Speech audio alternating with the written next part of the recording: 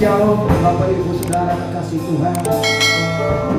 Selamat berjumpa lagi lewat siaran online ini dengan satu pengharapan.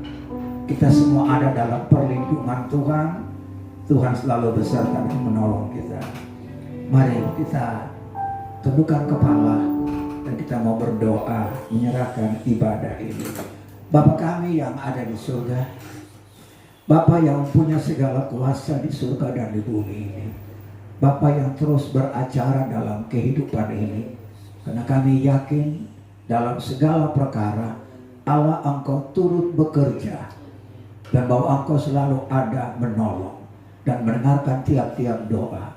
Kesempatan minggu dalam ibadah tanggal 14 bulan Juni tahun 2020, walaupun secara siaran online ini, kami berdoa Tuhan, karena kami rindu untuk bisa memuji nama-Mu. Kami rindu agungkan nama-Mu Yesus. Hanya Engkau Tuhan, dari tempat rumah ini pun sampai di tiap anak-anak Tuhan yang mengikutinya, Tuhan memberkati supaya jalannya acara ibadah ini hanya untuk kemuliaan bagi nama-Mu. Kami juga menolak segala tipuan roh-roh jahat yang mungkin mengganggu pikiran, mengganggu hati, mengganggu hidup ini. Dalam nama Yesus kami tolak. Biar Roh Kudus beracara, sehingga semuanya hanya bagi Engkau ya Tuhan. Kami hidup karena anugerah-Mu. Memberkati ya Tuhan, dari awalnya untuk kemuliaan nama-Mu sampai pada akhirnya. Dalam nama Tuhan Yesus, ku hidup karena anugerah-Mu.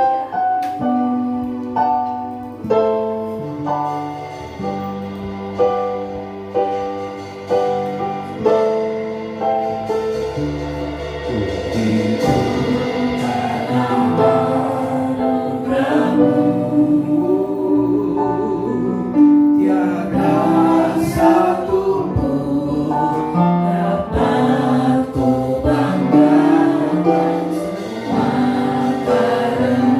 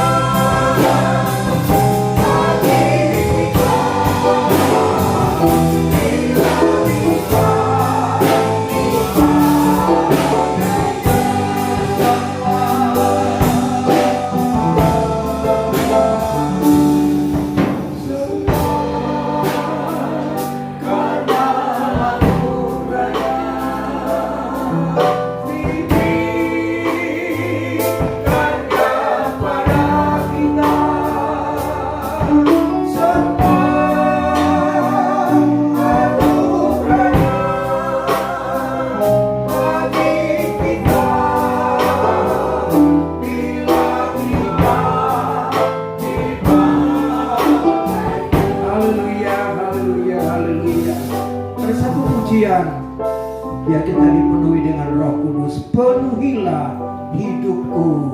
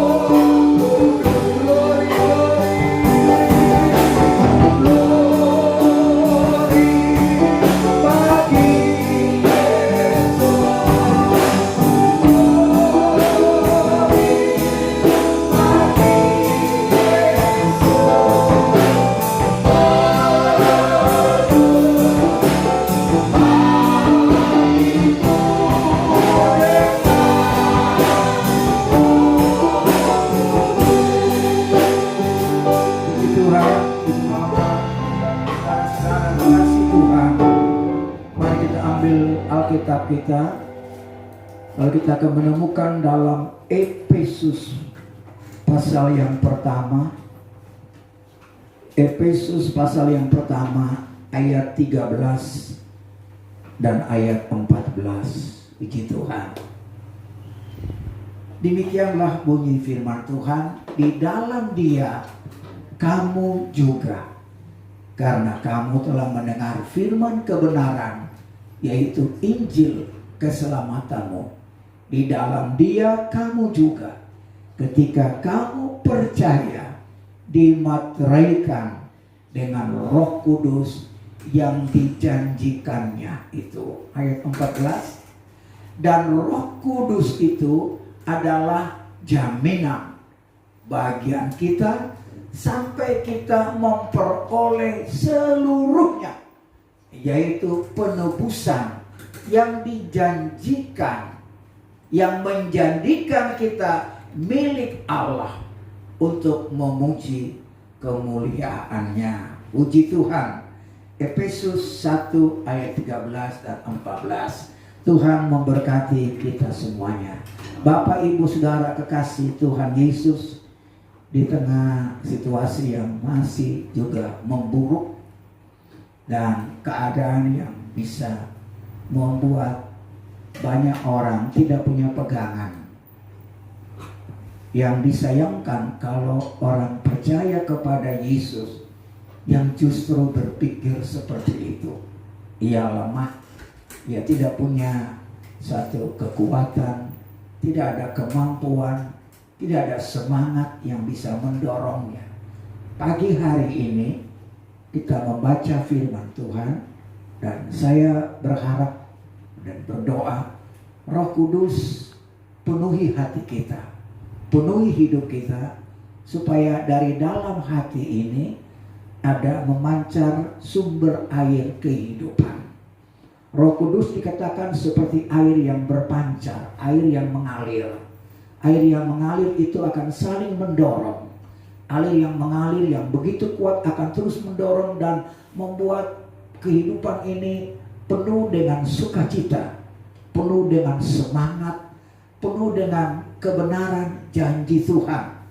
Kiranya dengan Roh Kudus dalam hidup ini akan melahirkan sesuatu yang baru, dengan pengalaman yang baru, sebagai orang yang percaya kepada Tuhan.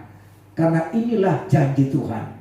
Dengan kita menerima kuasa Roh Kudus, seperti pemberitaan firman Tuhan minggu yang lalu dalam 1 Korintus 2 ayat 12-13 yang sudah kita baca minggu lalu.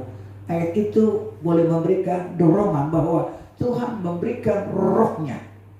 Kalau tubuh ini lemah, tubuh ini tidak berdaya, tubuh ini tidak mampu. Tanpa hembusan roh, tubuh daging ini yang dari tanah akan mati dan tidak punya satu apa-apa. Tetapi roh itu hidup. Makanya Yesus Kristus mengirim Roh Kudus bagi orang yang percaya. Yesus Kristus memberikan Roh Kudus supaya ada kehidupan. Karena tubuh kita ini tubuh yang mati, tubuh yang tidak berdaya, tidak ada kekuatan. Makanya ada yang lemah, ada yang kecewa di perjalanan, ada yang tidak kuat. Ya, karena Roh Allah belum secara aktif bekerja dalam hidupnya.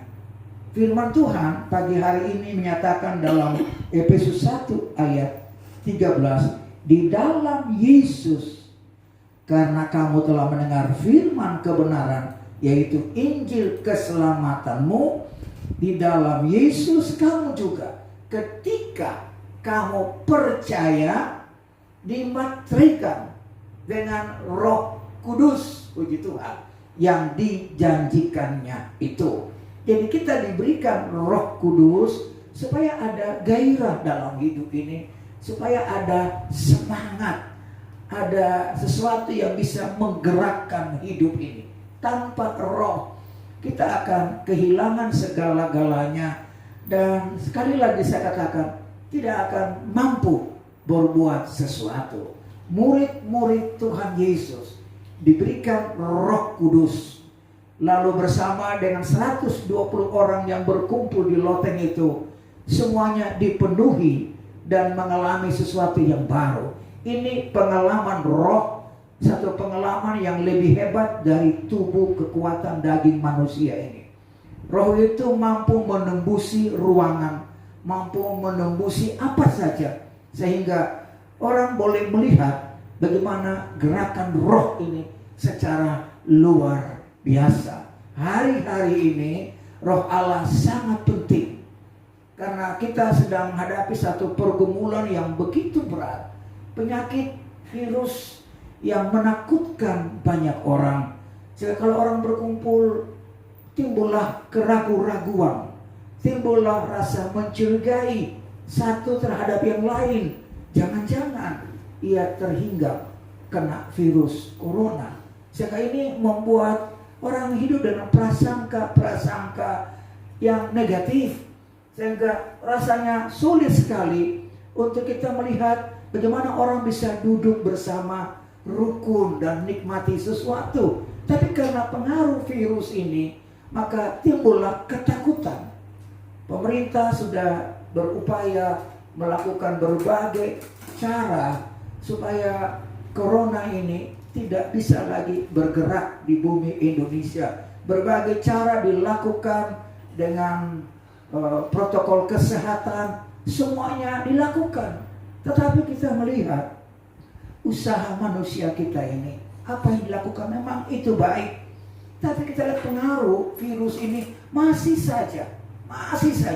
Walaupun zaman dikatakan new normal, tapi toh juga masih ada peristiwa yang terjadi. Saya sebagai hamba Tuhan sempat meneteskan air mata untuk merenungkan beberapa gereja yang hari-hari ini sedang melaksanakan ibadah. Semoga Tuhan menolong mereka dalam persekutuan ibadah di gereja. Di antara mereka tidak timbul perasaan hati yang mencurigai satu dengan yang lain, tetapi semua hanya dari hati ini lebih fokus kepada Tuhan. Bahwa dari hati ini timbul pancaran kuasa Roh Kudus, maka kuasa Roh Allah akan memberi satu pemikiran yang positif, pemikiran yang baik, tetap menilai seseorang seperti Kristus. Bukan menilai dalam hal kemanusiaannya, tapi menilai seperti Yesus. Karena kita punya keyakinan roh yang Tuhan taruh dalam hidup ini, roh yang membaharui hati. Itu kata Efesus pasal 4 di ayatnya yang ke-23, supaya kamu dibaharui di dalam roh dan pikiranmu. Jadi biarlah ini yang terus bekerja sehingga kita bisa melihat bagaimana kuasa Tuhan juga terjadi. Sebenarnya kalau melihat virus yang terjadi atau keadaan yang terjadi saat ini, saya hanya mau kutip dari firman Tuhan, Ulangan pasal yang ke-7 ayat yang ke-15 berkata demikian, Tuhan akan menjauhkan segala penyakit daripadamu, dan tidak ada satu dari wabah celaka yang kau kenal di Mesir itu akan ditimpakannya kepadamu, tetapi ia akan mendatangkannya kepada semua orang yang membenci engkau.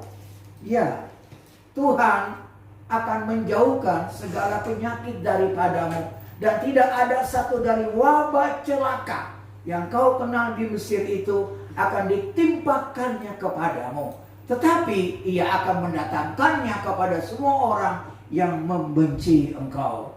Ini jaminan firman Allah. Ini janji Tuhan bagi orang yang sungguh-sungguh beribadah, orang yang sungguh-sungguh hati ini terbuka bagi Tuhan, yang selalu punya hubungan dengan Tuhan. Maka janji Tuhan, ia akan menjauhkan segala penyakit daripadamu, dan tidak ada satu dari wabah celaka.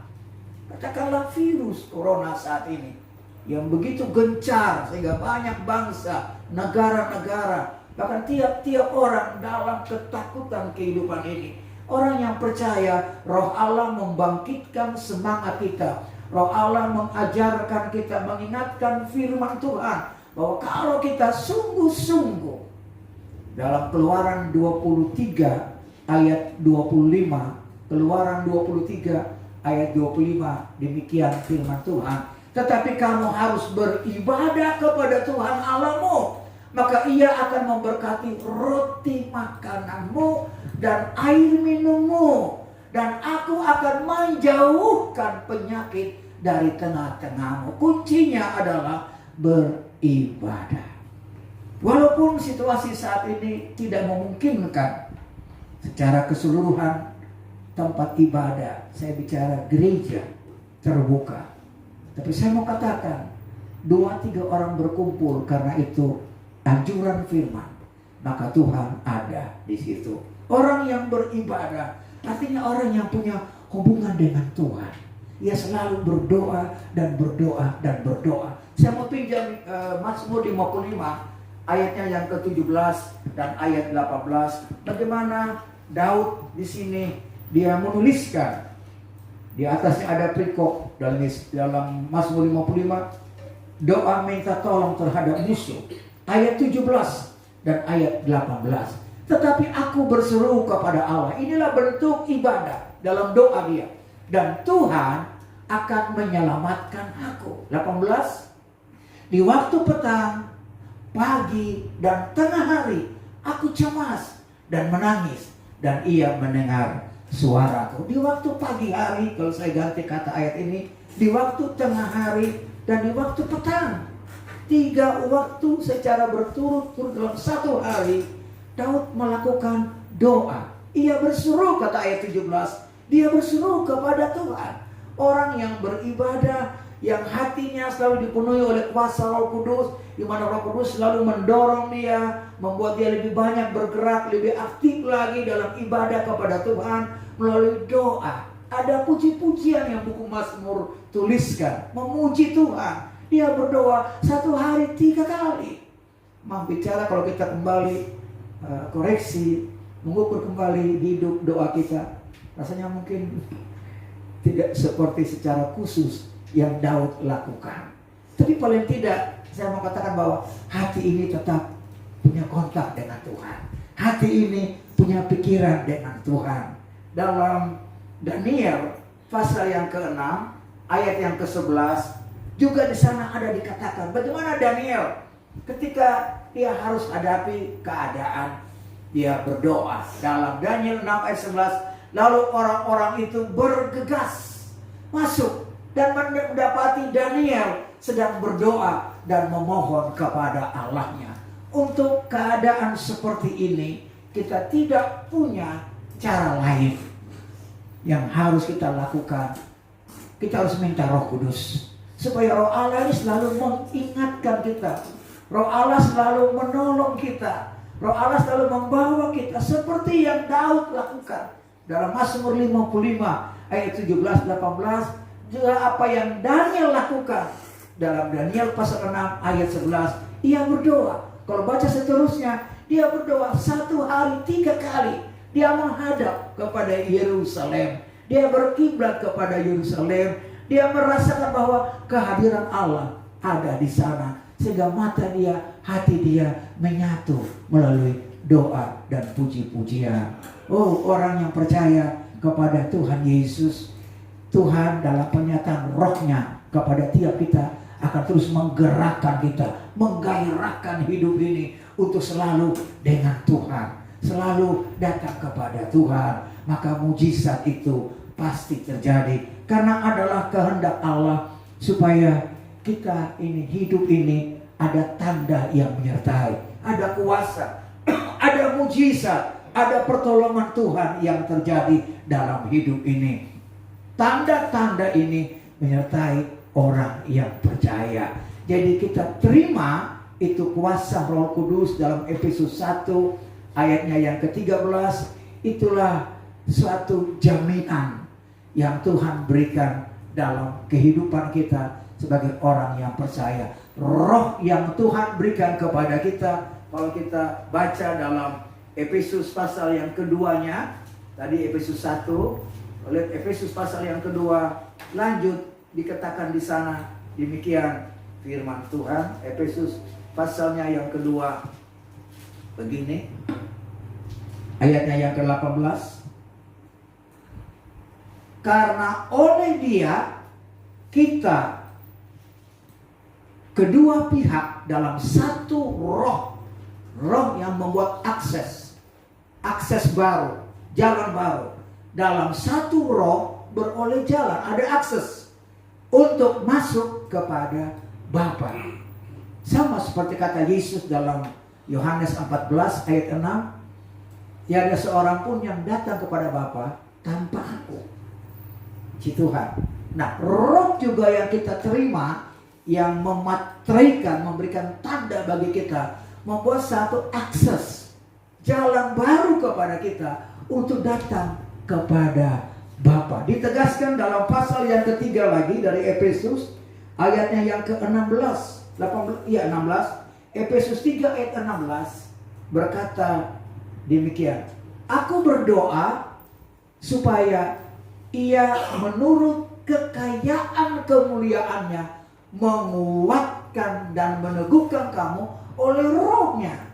Jadi Roh-Nya yang membuat sesuatu manusia baru, batinia ini dibangun, kehidupan manusia baru terjadi, di mana Roh juga yang bekerja. Jadi rasanya kehidupan orang yang percaya kepada Yesus perlu sekali menerima Roh Kudus, perlu sekali mengalami Roh Kudus. Tanpa pengalaman dalam Roh, maka tidak akan dibangun satu manusia batinia, tidak akan dibangun satu manusia roh dalam hidup ini.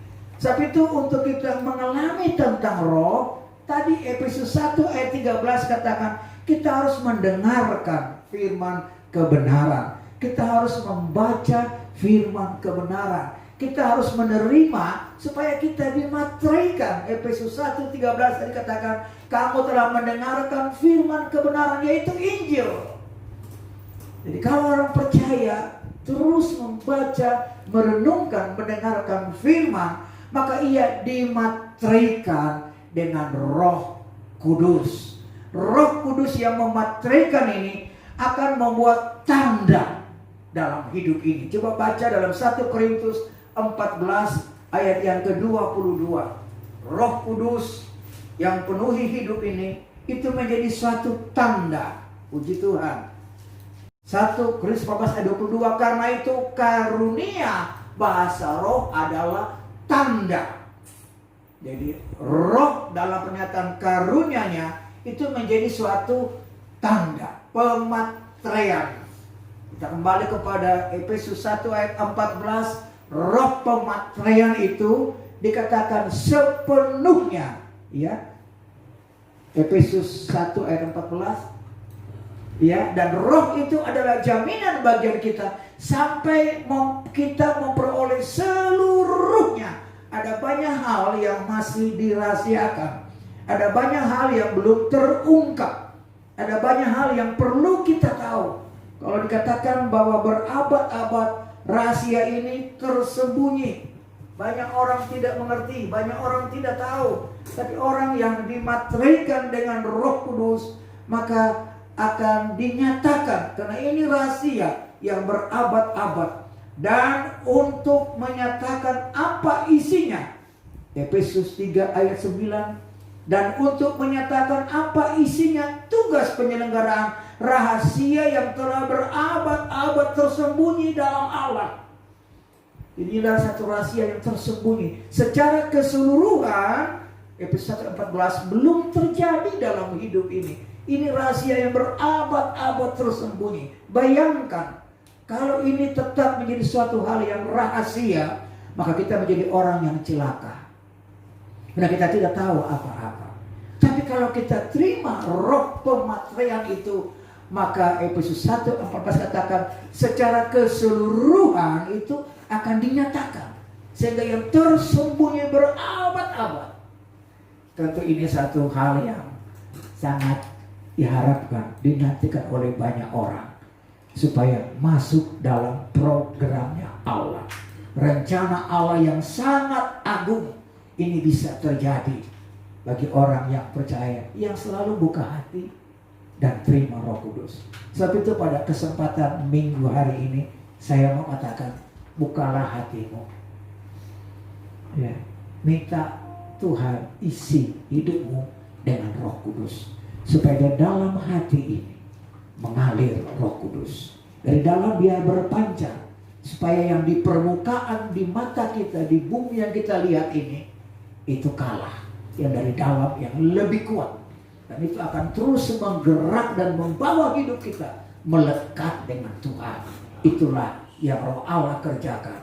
Semoga Tuhan menyatakan kuasanya lebih lagi, karena kita mau terima Rohnya yang kudus. Amin. Kita angkat satu pujian, ku bersyukur Bapa. Segala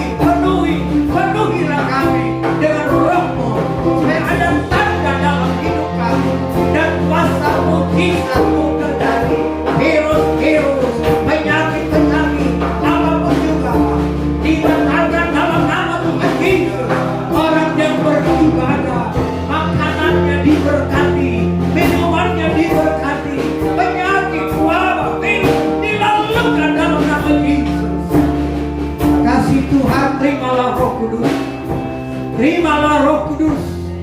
Terimalah Roh Kudus. Terimalah Roh Kudus. Terimalah Roh Kudus. Haleluya.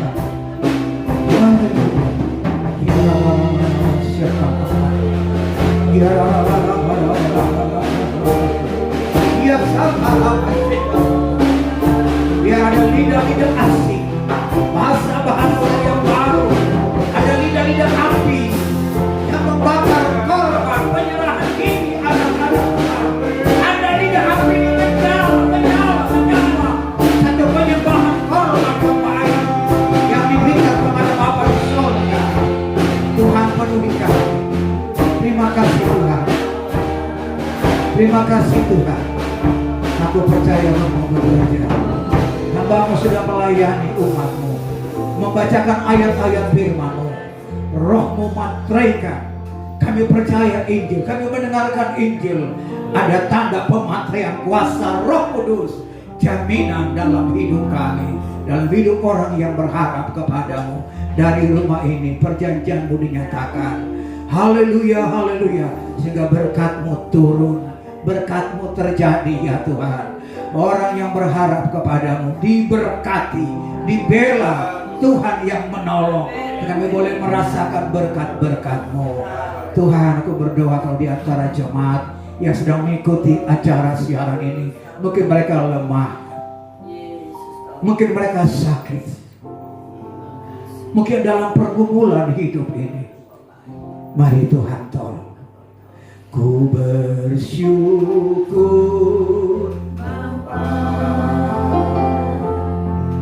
Tuhan, tolong jiwa-jiwa yang lemah, yang sakit, yang dalam pergumulan, apapun yang dimintanya dalam nama Yesus.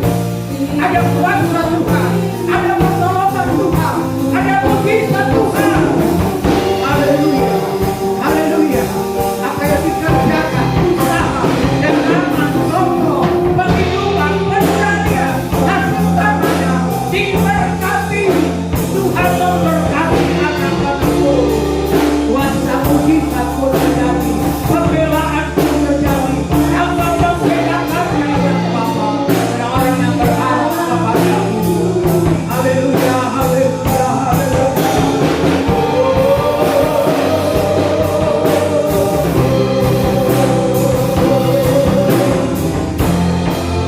Kasih Tuhan.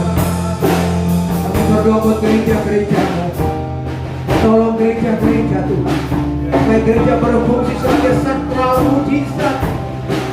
Gereja berfungsi sebagai tanda-tanda heran, tanda-tanda ajaib. Seperti Allah Yesus mengerjakan di bait Allah, banyak mujizat terjadi, banyak orang sakit disembuhkan. Haleluya, haleluya, haleluya. Banyak orang terima kelepasan perjanjian Allah. Biarlah gereja berfungsi sebagai pusat mujizat, pusat tanda-tanda heran. Hamba-hamba Allah diberkati, diurapi pelayanannya. Kami juga berdoa untuk bangsa kami, negara Indonesia 270 juta lebih. Tuhan tolong bangsa ini Tuhan. Tuhan tolong bangsa ini dalam doa dan pergumulan. Gereja berdoa buat bangsa ini. Bapak Presiden, Tuhan tolong dia, berikan dia kemampuan, berikan dia kesehatan tubuh, hikmat-Mu, supaya semua tindakan kebijakan yang diambil, kami minta kemurahan Allah, supaya mujizat Tuhan yang terjadi.